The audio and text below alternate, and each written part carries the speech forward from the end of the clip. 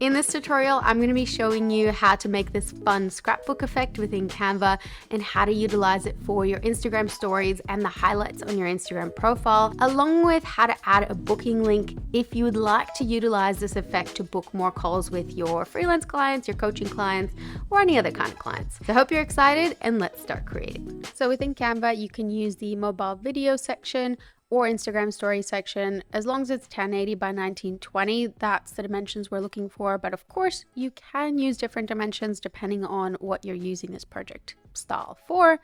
And I'm going to start off by adding in a photo of myself that I have in a folder within Canva.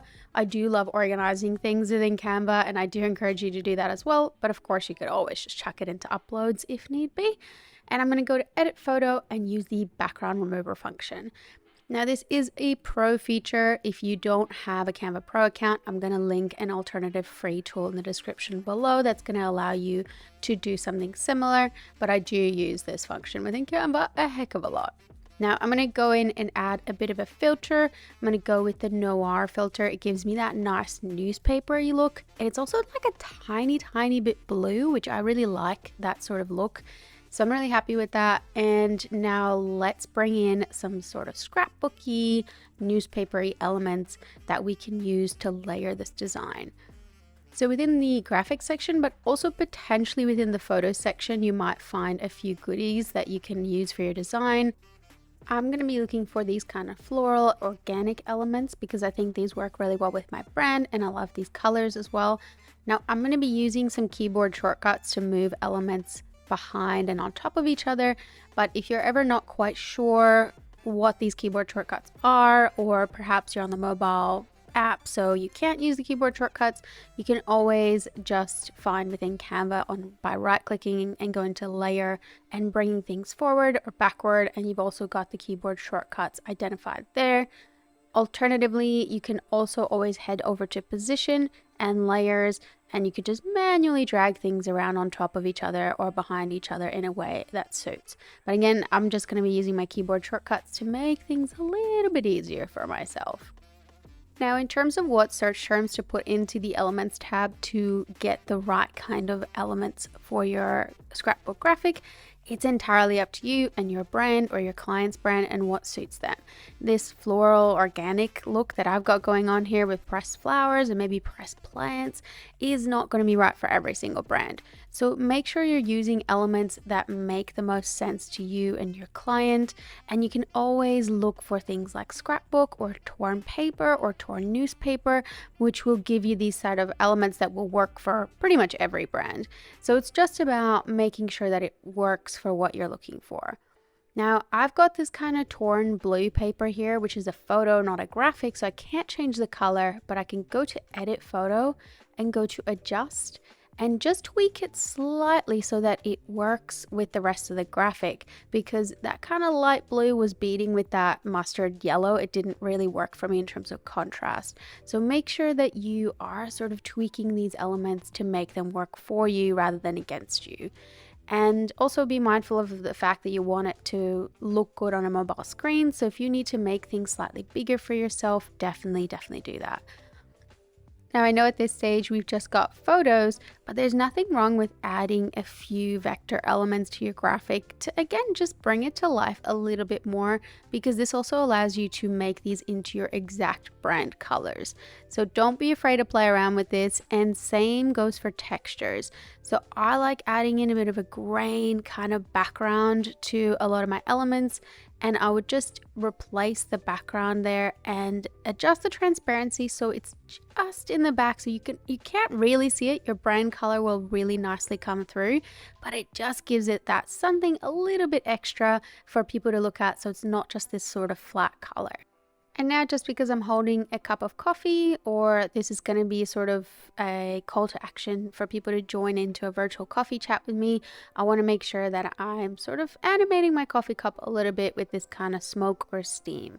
All right, so now I'm going to hit T on my keyboard to bring in a bit of text, but you can also use the text option in the left-hand sidebar to bring this in instead. Or if you're on the app, this is going to be located for you at the bottom of your screen.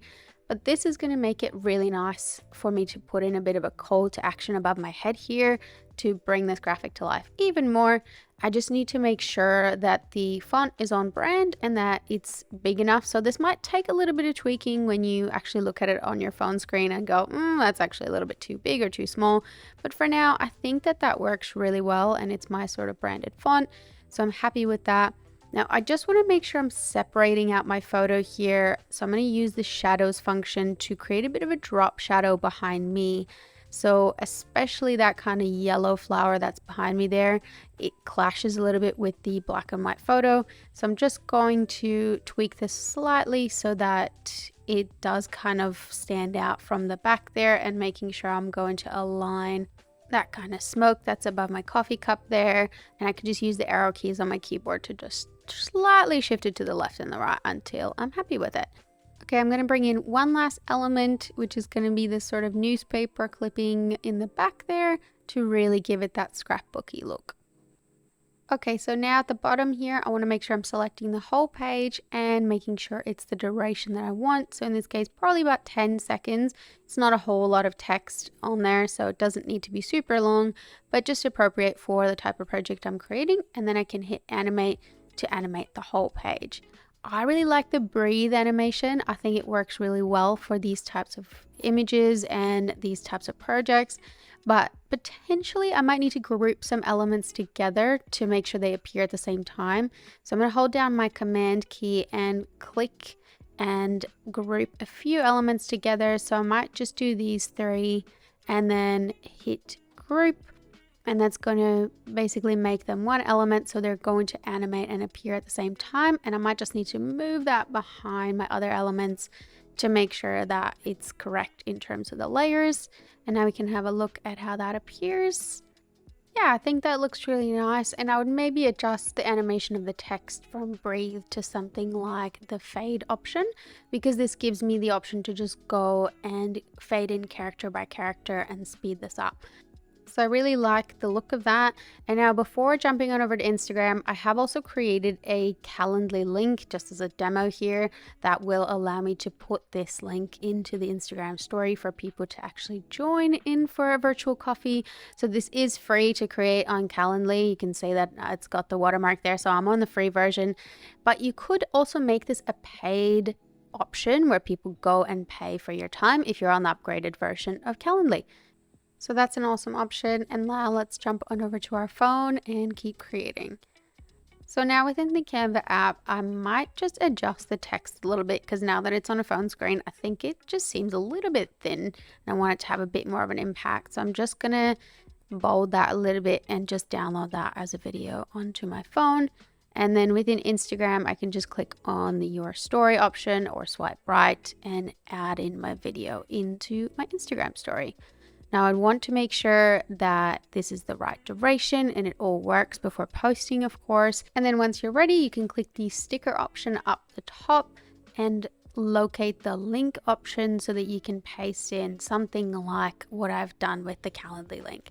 Now this is a very long URL, so I would want to make sure I'm optimizing that to say something like let's do coffee, because yeah, otherwise it's just too much.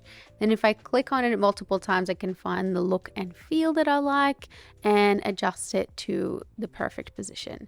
All right, so that's now in my story. I can click the link and have a look at Calendly. I'd also want to make sure I'm going through the actual Calendly automation and all the emails and reminders are working before sending this out into the world, and making sure the time zone is grabbing the user's time zone, all of that good stuff. All right, so at the bottom now, I can click on highlight and make this a new highlight, something like let's talk or work with me, depending on the context, and add. Now, if I look at this on my profile, it's going to look a little bit bland. So if we click into it and click on more in the bottom right-hand corner and edit highlight, we can change the cover and make this a beautiful photo from this exact graphic, or a different graphic if you wish. And then we can add that to our profile to make a really big, bold, and impactful statement for anyone that comes across our account. Well, I hope you really enjoyed that tutorial on how to utilize the scrapbook effect within Canva, and maybe even integrating it into your wider sales funnel by adding in that sort of booking link or another link to your website perhaps. Thank you so much for hanging out with me in this video, and I'll catch you in the next one.